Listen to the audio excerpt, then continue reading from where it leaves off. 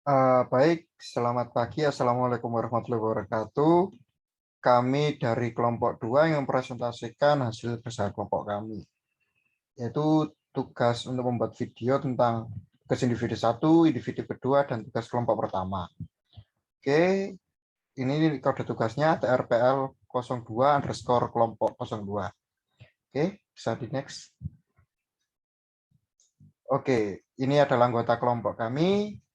Ada saya sendiri, Silvanus Prihantono, dengan NPM 2008 1010 223. Lalu selanjutnya ada Mas Era Gradiansah dengan NPM 2008 1010 218.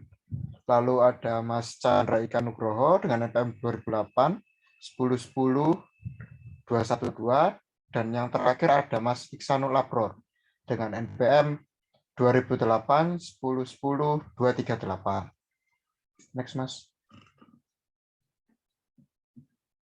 Nah, yang kita bahas di sini ada 3, yaitu tugas individu pertama, lalu ada tugas individu kedua, dan tugas kelompok pertama. Oke, next. Tugas individu pertama. Next lagi.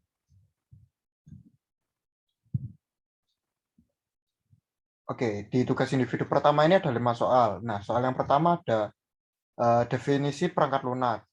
Definisi dari perangkat lunak adalah, tolong di next. Nah, PL atau perangkat lunak itu bahasa Inggrisnya adalah software. Nah, software sendiri itu adalah kumpulan instruksi atau perintah untuk memberitahukan bagaimana komputer itu akan bekerja.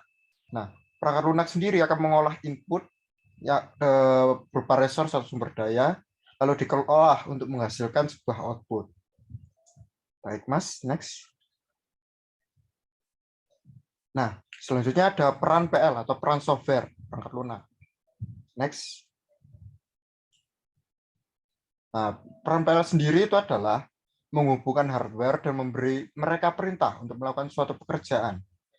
Seperti yang dibahas di pertama tadi, bahwa mulai dari saat komputer atau mesin itu dijalankan, maka pertama kali yang dilakukan adalah memelot atau membuka suatu software atau firmware. Kalau komputer pertama kali berjalan, nah firmware itu berguna untuk meload aplikasi-aplikasi lainnya.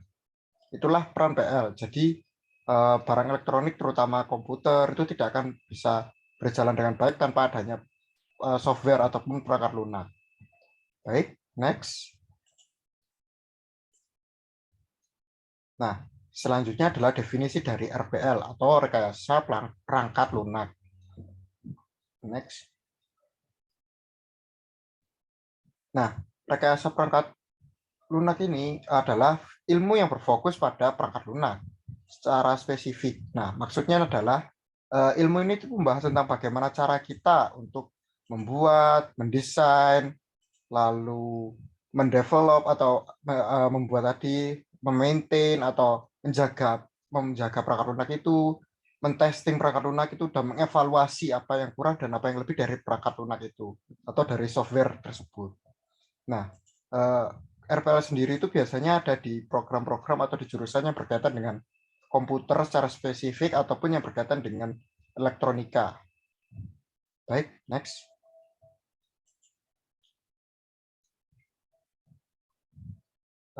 Next.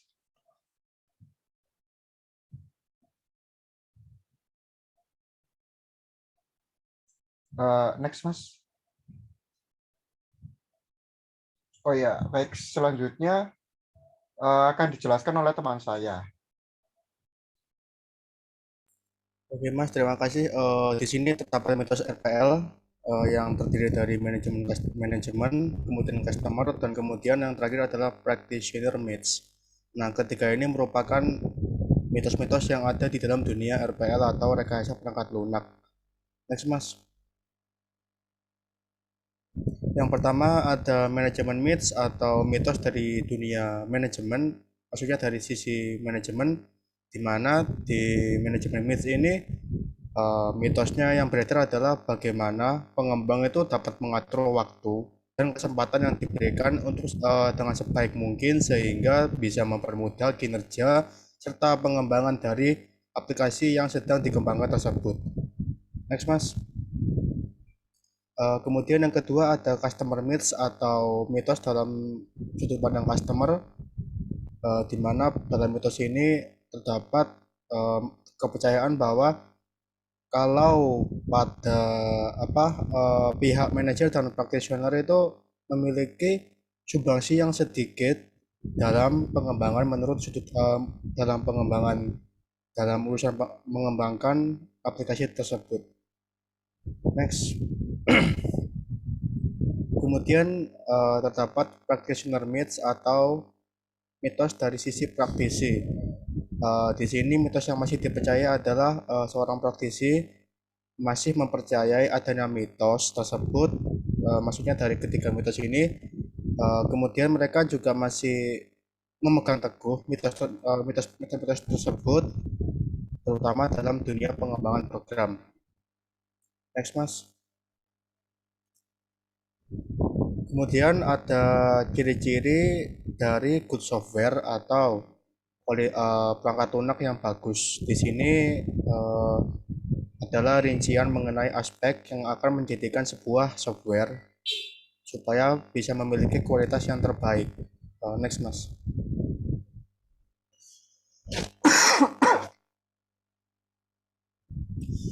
Yang pertama ada correctness, yaitu di mana sebuah perangkat lunak diharapkan memiliki jumlah kesalahan sesedikit mungkin sehingga bisa meningkatkan kualitasnya dengan menggunakan metode yang tepat. Dan kemudian yang kedua ada usability, yaitu di mana sebuah perangkat lunak diharapkan memiliki tingkat mobilisasi yang mudah sehingga bersifat user friendly. Next, Mas. Kemudian ada efisiensi, di mana di sini diharapkan sebuah perangkat lunak memiliki tingkat efisiensi yang tinggi sehingga tidak tidak memberatkan brandware maupun hardware. Kemudian ada reliability, yaitu di mana sebuah perangkat lunak diharapkan memiliki kemampuan dinamisme yang tinggi sehingga akan memperbagus kualitasnya. Next, Mas. Kemudian ada integrity, yaitu di mana sebuah perangkat lunak memiliki tingkat integritas yang tinggi sehingga privasi sistem bisa terjamin dari gangguan pihak anonimus atau pihak yang tidak diketahui.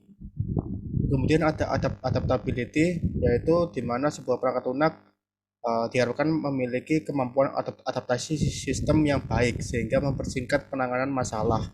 Next. Kemudian yang selanjutnya adalah accuracy, yaitu di mana pada sebuah perangkat lunak diharapkan memiliki tingkat akurasi yang baik sehingga hasil akhir kemungkinan besar akan sesuai dengan permintaan dari pengguna. Kemudian ada robustness, yaitu di mana sebuah perangkat lunak diharapkan mampu memiliki sifat tangguh ketika terjadi error sehingga hasil akhir kemungkinan besar akan tidak sesuai dengan permintaan, namun setidaknya masih bisa diselesaikan sampai akhir. Next. Kemudian ada maintainability, yaitu di mana sebuah perangkat lunak diharapkan memiliki kemampuan dinamis dalam memodifikasi kontennya dengan mudah sehingga mampu mempersingkat waktu serta biaya. Kemudian ada portability, di mana sebuah perangkat lunak memiliki tingkat adaptasi yang baik sehingga mempermudah adaptasi dengan suatu lingkungan asing. Next. Kemudian terdapat lagi reusability, di mana sebuah perangkat lunak memiliki beberapa bagian kode yang bisa didaur ulang sehingga bisa menjadi template bagi implementasi selanjutnya. Kemudian ada readability, di mana sebuah perangkat lunak diharapkan memiliki barisan kode yang mudah dipahami sehingga bisa mempersingkat waktu pemahaman jikalau terjadi penyesuaian kembali. Next. Kemudian terdapat testability, di mana sebuah perangkat lunak memiliki tingkat pemrograman yang advance atau yang lebih lanjut, akan tetapi tetap mempertahankan kemudahannya sehingga ketika nanti terjadi pengujian bisa berjalan dengan lancar. Kemudian terdapat understandability, yaitu di mana sebuah perangkat lunak mampu dipahami dalam sudut pandang luas. Next, Mas. Baik, terima kasih. Eh, yang selanjutnya akan dilanjutkan oleh teman saya. Oh, baik, terima kasih atas kesempatan yang telah diberikan oleh teman saya. Jadi yang kedua ada tugas individu 2. Next, Mas. Oke, yang pertama ada perbedaan produk dan proses pada software. Next. Jadi produk di sini adalah hasil dari sebuah proyek dikarenakan produk merupakan rekayasa dari perangkat lunak yang direncanakan dan dikendalikan dalam pembuatannya. Produk dapat berupa sistem berbasis komputer, perangkat lunak yang dapat memecahkan suatu masalah, dan lain sebagainya. Penentuan tujuan dan ruang lingkup harus ditentukan, dikarenakan tanpa informasi tersebut dapat berdampak besar pada proyek rekayasa perangkat lunak ke depannya. Next. Selanjutnya ada proses. Proses memfasilitasi pengembangan dari perangkat lunak dengan memberikan struktur rencana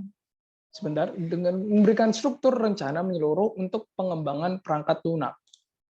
Jadi di sini next, Mas. Nah, di sini ada 4 kegiatan dalam proses software. Yang pertama ada spesifikasi perangkat lunak, yang kedua evaluasi perangkat lunak, yang ketiga ada verifikasi dan validasi, dan yang keempat ada desain dan implementasi. Next. Untuk menjawab pertanyaan yang pertama tentang perbedaan produk dan proses, di sini ada perbedaan maupun menjabarkan tentang perbedaan dari produk dan proses dari software tersebut. Yang pertama, produk adalah hasil akhir dari proyek, sedangkan proses adalah rangkaian langkah-langkah bijaksana yang harus diikuti untuk membuat proyek. Yang kedua, sebuah produk berkonsentrasi pada hasil akhir, sebaliknya proses menekankan penyelesaian setiap fase tertentu dari proyek yang sedang dikembangkan. Yang ketiga, suatu produk bersifat jangka pendek dan proses cenderung bersifat jangka panjang. Next. Selanjutnya yang keempat, produk memiliki tenggat waktu yang ketat, sedangkan proses berpegangan dan harus mematuhi pada pedoman yang gigih. Yang kelima, tujuan produk adalah menyelesaikan pekerjaan dengan sukses, sedangkan tujuan proses adalah untuk meningkatkan kualitas proyek setiap proyek baru dikembangkan. Next, Mas. Selanjutnya ada aktivitas fundamental dari proses perangkat lunak. Next, Mas. Oke, jadi seperti yang kita jelaskan tadi, bahwa proses adalah sebuah pendekatan sistematis yang digunakan dalam rekayasa perangkat lunak. Proses perangkat lunak adalah urutan dari aktivitas yang mengarah pada produksi produk software atau perangkat lunak. Ada 4 aktivitas fundamental yang umum untuk semua proses perangkat lunak, yaitu, next, Mas. Nah, yang pertama ada spesifikasi perangkat lunak, di mana pelanggan dan pengembang mendefinisikan perangkat lunak yang akan diproduksi dan kendali pada operasinya, serta deskripsi rinci perangkat lunak yang dikembangkan dengan persyaratan fungsional dan non-fungsionalnya. Yang kedua, ada pengembangan perangkat lunak, di mana perangkat lunak dirancang dan diprogram oleh developer. Next. Yang ketiga ada validasi perangkat lunak, di mana perangkat lunak diperiksa untuk memastikan sesuai atau memenuhi persyaratan bisnis serta kebutuhan pengguna. Yang keempat ada evolusi software, di mana perangkat lunak dirancang dan diprogram. Next, Mas. Oke, selanjutnya ada project suggestion. Next, Mas. Oke, jadi di sini saya sebagai perwakilan untuk membacakan tugas individu 2 mengambil contoh dari project suggestion dari Metaverse. Jadi Metaverse adalah realitas digital yang menggabungkan aspek media sosial, game online, augmented reality atau AR, dan virtual reality atau VR, dan cryptocurrency untuk memungkinkan pengguna berinteraksi secara virtual. Jadi Metaverse memiliki sejarah yang sangat dari dulu sudah ada. Jadi Metaverse sendiri namanya dikemukakan oleh seorang penulis dari buku Cyberpunk dan Snow Crash, yaitu Neil Stephenson. Jadi sejarahnya dimulai pada tahun 1967, yaitu adanya sistem informasi geografis Kanada yang menjadi online. Selanjutnya ada komputer mikro Apple pada tahun 1977. Dilanjutkan pada 1978, ditemukannya dunia obrolan satu dimensi pertama dan multi-user dungeon atau domain oleh Roy Trusbow. Selanjutnya pada tahun 1984, Apple Macintosh menjadi komputer pribadi pertama yang sukses secara komersial menggunakan antarmuka grafis. Selanjutnya pada 1987, dunia obrolan dua dimensi pertama ditemukan. Selanjutnya 1993, Mosaic menjadi browser web pertama yang didistribusikan secara luas yang berjalan pada sistem operasi Windows. Pada 1994, dimulai di Jepang, game 3D mulai dipasarkan oleh konsol Sega Saturn dan Sony PlayStation. Pada tahun 1996, Nintendo mengeluarkan Super Mario 64 yang mengenal era baru dari game platform 3D. Selanjutnya 97 ada Ultima Online. Pada 1999, Nvidia memperkenalkan GeForce 256 sebagai kartu personal komputer pertama yang dibuat dengan GPU. Dan pada tahun 2003, Second Life memulai debutnya di dunia virtual persistent 3D. Pada tahun 2005, Google merilis Google Maps dengan mengaplikasikan teknik metaverse ini. Pada tahun 2006, Google API telah memperbarui dukung untuk geocoding dan Google SketchUp. Pada tahun 2007, Second Life mengumumkan bahwa mereka akan merilis perangkat lunak penampil VW yang kompleks ke komunitas open source untuk memodifikasi dan penyesuaian. Selanjutnya, metaverse akan terus berkembang seperti yang akan dijelaskan, yang akan dikembangkan oleh Meta atau Facebook dulunya dan Microsoft dengan mengakuisisi Action Blizzard. Oke, next Mas. Oke, selanjutnya akan dijelaskan oleh teman saya Chandra. Di sini yaitu selanjutnya saya akan melanjutkan tugas kelompok 1.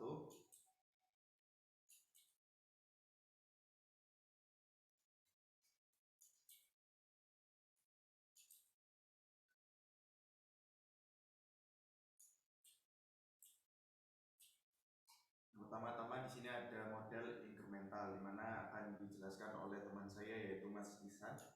Silakan. Baik, terima kasih. Kemudian di sini ada ya model pengembangan bernama model incremental. Di mana pada model incremental ini merupakan tahap pengembangan dengan membagi setiap proses ke dalam bentuk segmentasi, yaitu dipetakan. Model ini dinilai lebih dinamis dan interaktif terhadap permintaan pelanggan sebab prosesnya yang tidak terlalu terpaku untuk maju. Maksudnya bagaimana? Maksudnya adalah ketika terdapat kekurangan dalam suatu bagian, maka prosesnya akan bisa ditarik mundur dan akan kembali ke bagian tersebut tanpa harus menghentikan proses pengembangan pada bagian selanjutnya. Next. Untuk kelebihan dan kekurangan dari model incremental, untuk kelebihannya sendiri, model pengembangan ini pertama hemat biaya, yang kedua kinerja sistem sangat dinamis serta komunikatif, kemudian tingkat fungsionalitasnya cukup tinggi meskipun masih belum sepenuhnya selesai. Jadi ketika nanti aplikasinya masih belum selesai, namun sebagian fungsi dari sebagian fungsi dari aplikasi ini bisa digunakan. Karena itu tingkat fungsionalitasnya cukup tinggi. Kemudian untuk kekurangannya, yang pertama yaitu kurang transparansi terhadap pihak manajemen. Yang kedua, proses penggabungan struktur sistem akan menyulitkan sebab karena penyesuaian yang berbeda. Next, Mas.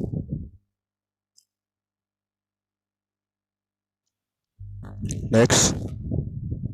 Oke, untuk yang selanjutnya bisa dijelaskan oleh teman saya. Terima kasih. Ya, selanjutnya di sini saya akan menjelaskan mengenai model RAD. Untuk pengertiannya, model RAD itu atau yang kita kenal dengan Rapid Application Development itu merupakan metode pengembangan perangkat lunak dengan menggunakan teknik bertingkat atau incremental. RAD adalah sebuah cara untuk mengembangkan perangkat lunak yang ditujukan agar pengiriman perangkat lunak dapat berlangsung cepat. RAD sendiri sering melibatkan penggunaan pemrograman basis data dan alat pendukung pengembangan seperti pembuat layar dan laporan. Nah, menurut para ahli, RAD itu strategi siklus hidup yang ditujukan untuk menyediakan pengembangan yang jauh lebih cepat dan mendapatkan hasil dengan kualitas yang lebih baik dibandingkan dengan hasil yang dicapai melalui siklus tradisional. Dalam proses pengembangannya menggunakan metode iteratif atau berulang, di mana working model sistem ditentukan di awal, kemudian pengembangan dengan tujuan menetapkan kebutuhan atau user itu sendiri, sehingga metode ini hanya akan memakan waktu yang relatif singkat dibandingkan metode lain, yaitu sekitar 30 hingga 90 hari. Model RAD ini merupakan adaptasi dari pengembangan dari metode sebelumnya, yaitu metode waterfall. Selanjutnya, RAD model ini memiliki fase konstruksi.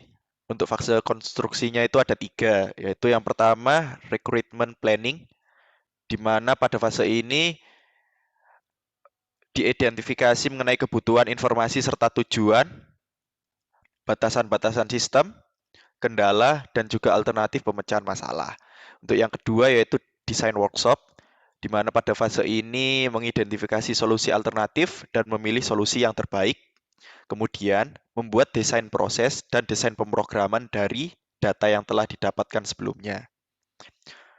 Kemudian dimodelkan dalam arsitektur sistem informasi dengan tool yang bernama UML. Untuk yang ketiga yaitu implementasi atau implementation, di mana sistem diimplementasikan dalam bentuk program. Selanjutnya di sini ada kelebihan dan kekurangan model RAD. Untuk kelebihannya yaitu komponen dapat digunakan kembali. Lalu selanjutnya umpan balik atau feedback dari pelanggan didapatkan di fase awal. Selalu mengurangi biaya karena membutuhkan sedikit pengembang atau developer. Kemudian selanjutnya alat yang baik akan mempercepat proses.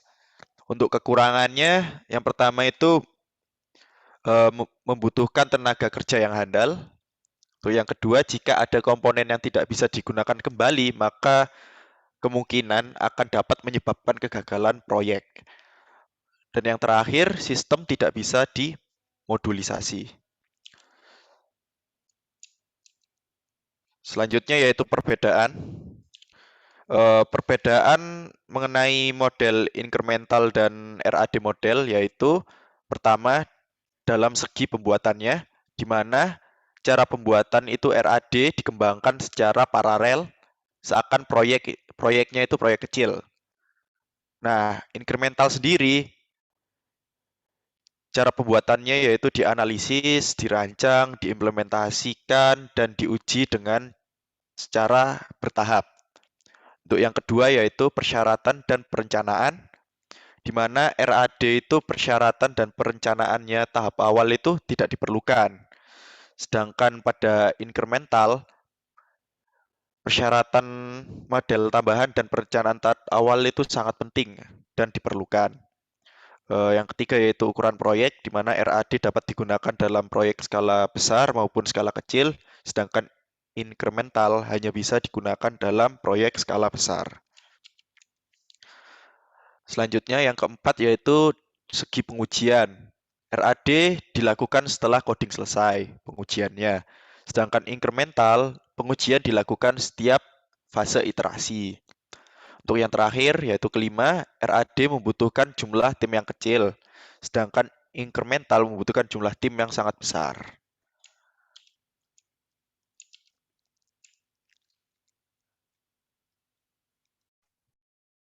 Baik, sekian presentasi dari kelompok kami, kelompok 2. Kurang lebihnya mohon maaf. Wassalamualaikum warahmatullahi wabarakatuh.